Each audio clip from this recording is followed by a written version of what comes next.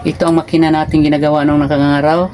Yung nalubog sa baha, tapos na natin tinatanggal ang lahat ng pisa, ating nilinis at tapos na natin ibalik.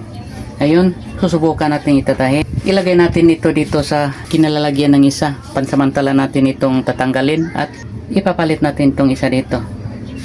Tanggalin muna natin ito.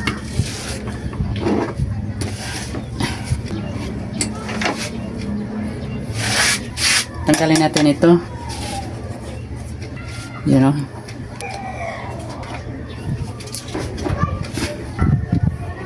Itong dawang butas ito, saan natin ito tinatanggal? Ay dito natin ito papasok nito.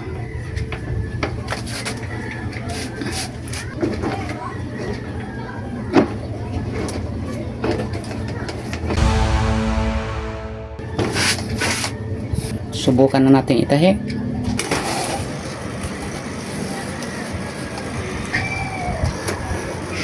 Ito, medyo masikip pa. Kasi ang ibang pisa ay may kalawang pa. Ay ikutin muna natin ito bago natin itahi. Dagdagan natin ng oil.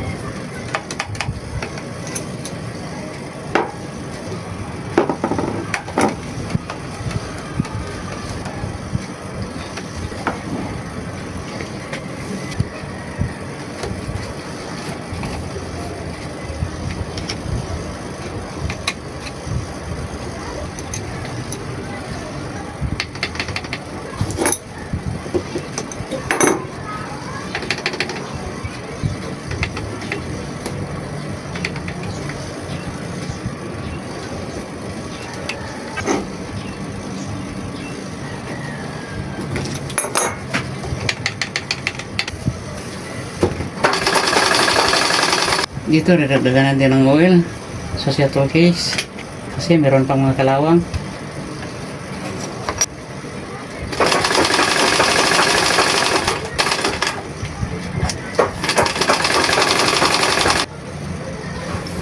Ito, kalawang.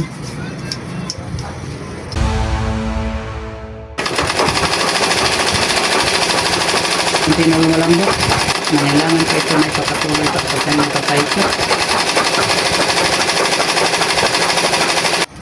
Balik natin itong shuttle hook.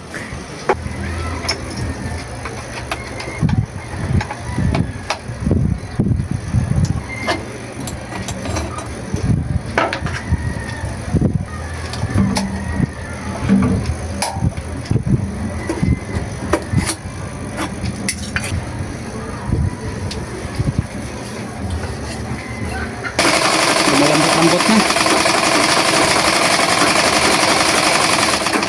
Subukan natin lagyan ng tela. Tingnan natin paano siya humila ng tela. Huli na yung pagkabit ng sinulit at sa pagtitisting ng pagtatahi.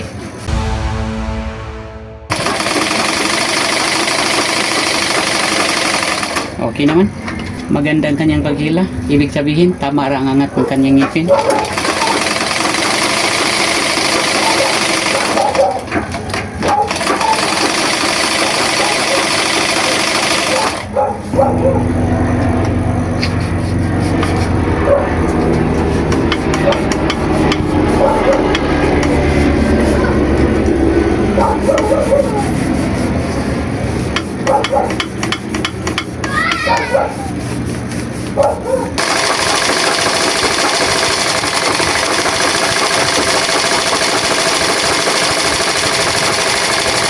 Medyo tama na to. Subukan na natin itahi.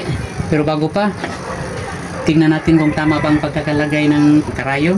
Gaano kababa o gaano kataas. Tingnan natin ang shuttle hook at ang kanyang karayom. Parang nagta-timing tayo. Talagang timing ang ginagawa natin. Kasi natanggal na ito lahat. Pagbalik natin, kailangan ang kanyang timing. Tanggalin natin ito para walang makaharang.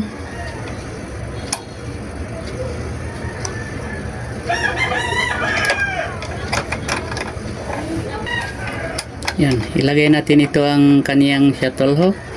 Tapos ikutin natin sa kamay. Tingnan natin sana shuttle hook sa pagangat ng karayom. Ito, huling-huli ang shuttle hook. Kailangan ibaba natin ang karayom. Tingnan nyo ng mabuti. Kung ikutin natin, ang karayom ay pababa at pataas. Yun. At ang kanyang shuttle hook ay pabalik-balik din. Ito ang gawa natin ng timing. Kung kailan papasok ang shuttle hook. Bababa ang karayom. Tuloy ang pag-ikot. Babalik ang shuttle hook at babalik din sa taas ang karayom. Yun. Kasi hindi masyadong halataan ninyo. Hindi magip sa kamera. Ipapakita ko sa inyo ng malapitan. Ito ang karayom. Dito sa kanyang head ay may flat dito. At katapat din dito sa dulo, may pahak dito. At itong pahak na to ay ito, nakaharap sa kanan. Dito dadaan ang shuttle hook. Pagbawa ng karayom, ganon, umatras ang shuttle hook. At babalik ang karayom pataas, babalik din ang shuttle hook. Susungkitin niya ang sinulid na nandun sa karayom. Sa ganitong sitwasyon ay hindi niya masusungkit kasi huli na siya. Ang pahak ng karayom ay nasa taas na. Tingnan niyo. Makita rin nyo dito ang shuttle hook sa ilalim pero hindi masyadong klaro. Kaya tatanggalin natin muna ito ang fidog, ngipin kung tawagin sa iba.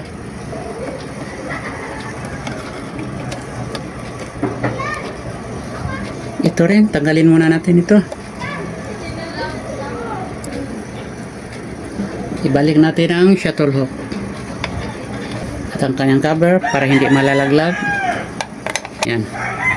Tignan natin uli. Ikutin natin sa kamay. Pagbaba ng karayom, umilag ang shuttle hook. Pagbalik ng karayom ay babalik din siya. Kailangan na sa pagbabalik ng karayom ay dito siya, bandang gitna. O kaya mapababa ng konti o mapapangat ng konti. Depende sa kanyang timing. Kung itatahin ninyo, ay doon nyo malaman kung tama na ba ang kanyang timing. Pero kadalasan, dito siya sa gitna. Pag-angat ng karayom, pumapasok din siya dito. Susukitin niya ang sinulid na nandito. Kasi, dito ang sinulid at sa pag-angat niya, ay bubuka ang sinulid. Ito gagawin natin dito. Ipababa natin ang karayom. At dito natin ito sululawagan. Dito ang bolt na nakakapit sa needle bar para mapaluwagan natin ang needle bar at mapapaba at mapapataas natin. May mga video na ako na nagtuturo doon. Yung paano mag-timing ng ordinary sewing machine at meron pang iba. Panoorin niyo ang iba kong mga video. May matutunan kayo doon. Hinulawagan na natin.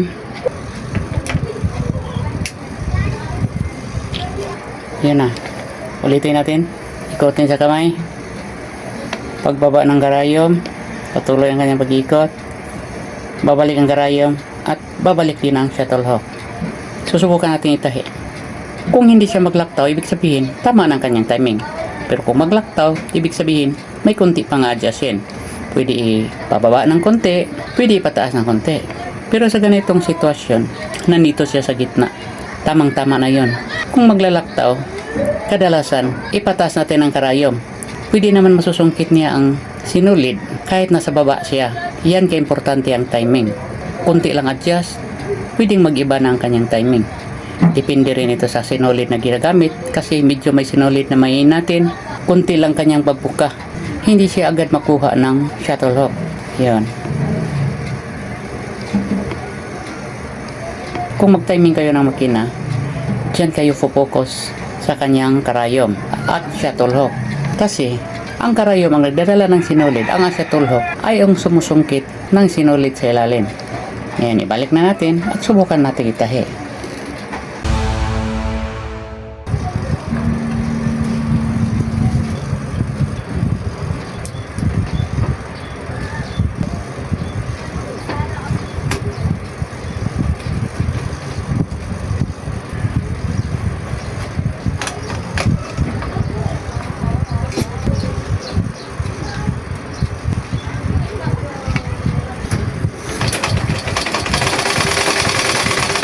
Ngayon, tabitan na natin ang sinulid. Sana okay kagad ito.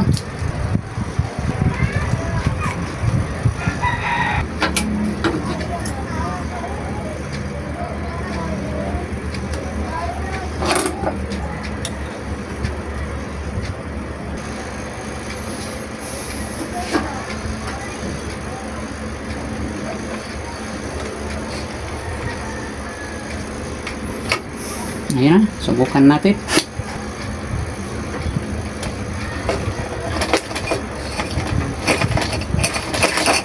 Yan na, hindi tumatahi kaagad. Ito ang hanapin natin kung ano ang dahilan. Yan, kinakain ng sinulid. Ito ang kadalasang mangyari kung ang makina galing siya na abandon na, matagal na hindi nagamit. Hanapin natin ito kung ano ang dahilan. Sungkitin natin ang sinulid. Yan. Nasusungkit naman siya pero hindi diretso. Parang may masasabit. Ngayon, hanapin natin. Lagyan natin ang sinulid. Ibaba natin ang pressure pot. Isara natin. Tingnan natin sa ilalim kung saan sasabit ang sinulid. Ito, tingnan nyo. Sinasandal natin ito sa dingding. Ngayon ikutin natin sa kamay. At tingnan natin ang sinulid kung saan siya dadaan. Saan siya sasabit. Tingnan nyo ang sinulid. Yan. Nasusungkit naman siya. Ito. Ipatuloy natin pag-iikot. Dandahan lang. Yan. Sa pag-ikot niya, hindi makatawid ang sinulid patungo dito. Dapat sana, tuloy ito dito. Yan. At hihilayin siya pataas ng thread tick up lever. Yan. Ikutin natin mag-isa. Tingnan nyo ng buti.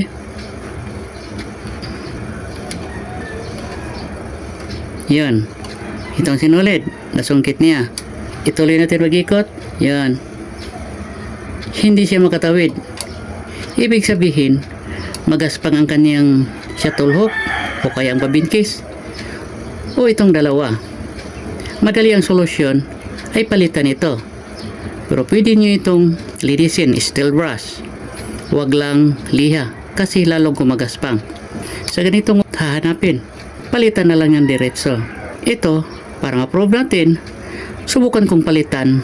Hiramin ko ang pisa ng isang makina, ang kanyang bobbin case at ang kanyang shuttle hook. Gawin na natin. Hindi ko muna ito lilinisin dahil matatagalan tayo at hindi ko masisiguro na pwede ba itong gamitin. Baka kailangan na itong palitan. Kasi yun ang kadalasan sa makina na katulad nito. Parang nabando na kasi nalubog ito sa baha at hindi na nagagamit. Palitan na natin.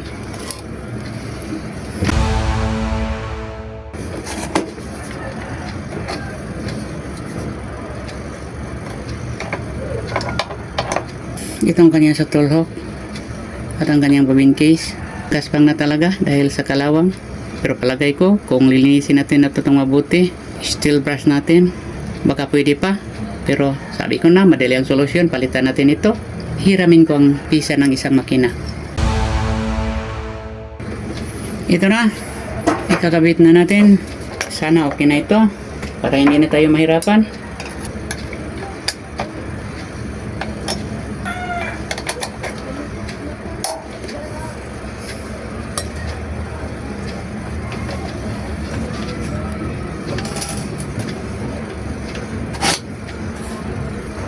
Ito, napalitan na natin ang ibang bobbin case sa isang makina at kanyang shuttle hook.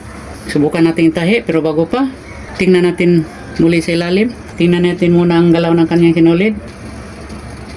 Ikutin natin sa kamay. Dandahan lang. Tingnan nyo mabuti ang sinulid. Tuloy-tuloy ang pag-ikot. Huwag ibalik. Yun. Nasungkit na ang sinulid. Yun, nakita na ninyo. Tumatawid ang sinulid. Tuloy sa pag-ikot. Ayan, tumatawid sa kabilang gilid. Ulitin natin.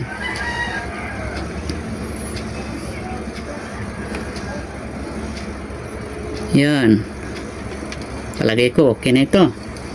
Dagdagan pa natin ang isa. Yan. Okay. Itahin natin. Ngayon, subukan natin itahi. Sana okay na ito para hindi na tayo mahirapan.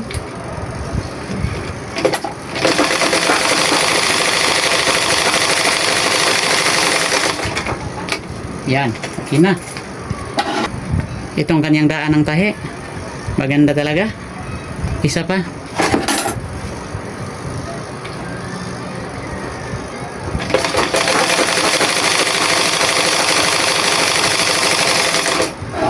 Balikan ba natin?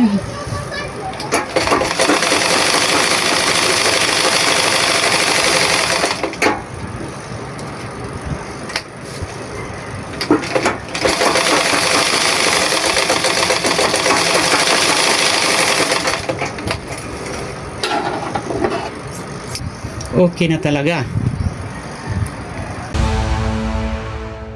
Ang makina na nalubog sa baha ay naayos natin at ang pisa na hindi na nagagamit ay ito lang kanyang bobbin case at ang kanyang shuttle hook. Sana'y may natutunan kayo sa aking video. Kung nagustuhan niyo aking video, paki-subscribe at mag-share din kayo. Kung may comment kayo, comment nyo lang sa comment section. Ako inyong Tutor Al, para sa basic sewing tutorial. Hanggang sa susunod kong video, good luck, good health, God bless.